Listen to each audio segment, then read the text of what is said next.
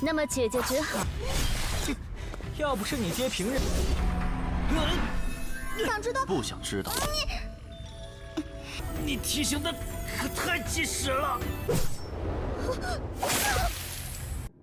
Halo guys, gimana nih kabarnya? Semoga so sehat selalu ya guys ya. Pada kesempatan kali ini Minrap akan membahas cerita Donghua yang berjudul Martial Conqueror of the Cosmos, yang dimana masih fresh banget nih. Dan setelah Mimin cari-cari ternyata belum ada nih yang membahas alur ceritanya. Dan menurut Mimin, Donghua kali ini cukup menarik untuk dibahas, yang dimana Donghua kali ini menceritakan tentang seorang pemuda yang biasa-biasa saja, akan tetapi tepat pada saat berada di antara hidup dan mati, dia malah tanpa sengaja masuk ke sebuah dimensi kuno yang memberikannya kekuatan sehingga bisa lolos dari kematian dan akan bangkit mengguncang dunia.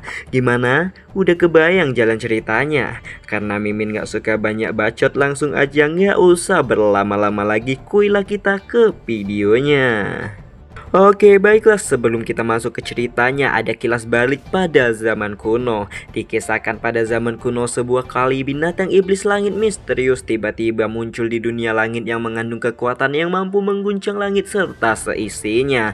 Alhasil, itu pun menjadi ajang persaingan antara tiga alam.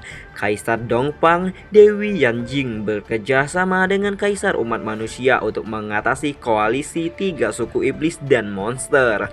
Perang yang terjadi di langit itu sangatlah sengit dan tiba-tiba saat yang genting, ya, Kaisar Langit dan Dewi Yanjing pun menggunakan teknik terlarang untuk menyegel sang Raja Iblis dan Raja Monster. Sementara itu, Raja Neraka terluka parah dan berhasil kabur. Untuk menghindari bencana, Kaisar Langit dan Dewi Yanjing beserta kuali ilahi misterius bersembunyi di dunia dan tidak diketahui keberadaannya sampai saat ini. Dan itulah kilas balik cerita masa lalu tentang Donghua yang akan kita bahas pada kesempatan kali ini. Singkat cerita, entah berapa tahun telah berlalu, kita dibawakan ke pegunungan Tiangu yang dikenal dengan hutan bambu hantu, yang dimana ada seorang pemuda yang sedang dikejar oleh dua orang murid dari keluarga Jiang yang bernama Jiang Bao dan Jiang Xinmei, yang dimana pria tersebut bersusah payah menghindari dua murid tersebut karena dia tidak yakin bisa mengalahkan mereka berdua. Jiang Bao dan Jiang Xinmei berhenti menyadari bahwa pemuda itu sedang bersembunyi di dekat mereka. Karena mereka melihat adanya bercak merah di tanah menandai pemuda itu tidak mungkin bisa kabur lebih jauh lagi. Mereka pun mendengus dan terus memanggil nama Jiang Han sambil mengolok-oloknya. Dan Jiang Bao pun menyarankan Jiang Han untuk menyerah dengan patuh, dan apabila dia tertangkap oleh Jiang Bao, dia akan menanggung konsekuensinya.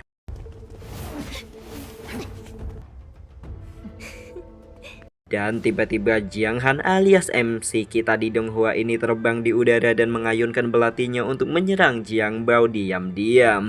Tapi serangan itu sangatlah mudah ditangkis oleh Jiang Bao. Dan kita diberitahukan bahwa mengapa Jiang Bao dan Jiang Xinmei mengejar-ngejar Jiang Han.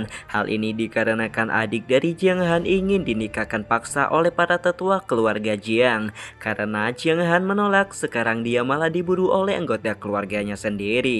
Jadi gitu ya guys ya. Tapi mungkin masih ada alasan lain lagi dan kita akan tahu seiring berjalannya waktu. Alright, kita balik ke ceritanya. Nggak mau banyak bacot lagi, Jiang Xinmei langsung mengerahkan serangannya ke arah Jiang Han. Tapi Jiang Han berhasil menghindar dan mengatakan, jika ingin membunuhku, kemampuan kalian masih jauh.